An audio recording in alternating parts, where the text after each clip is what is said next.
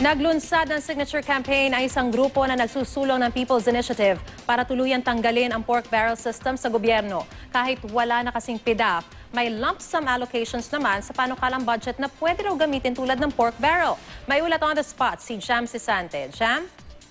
Yes, Maris, daan-daan na ang pumirma sa People's Initiative to abolish pork barrel sign-up booth sa may Quiapo Church simula kaninang umaga. Isang Quiapo Church sa mga simbahang nakikilahok sa kampanya upang buwagin ang pork barrel system.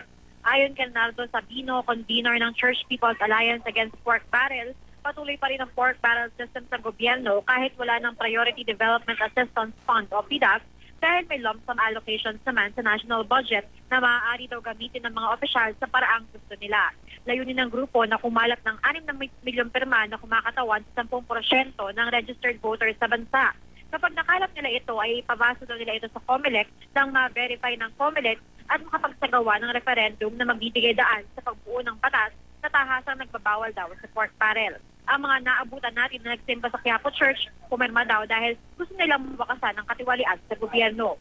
Bukod sa Quiapo Church, kasama rin sa mga simbahan kung saan may sign-up booth kada linggo hanggang Disyembre, ang Redemptorist Church sa Baclaran, Santa Cruz Church, Our Lady of Fatima Church sa Santa Mesa, Central United Methodist Church, Iglesia Filipina Independiente National Cathedral at iba pa.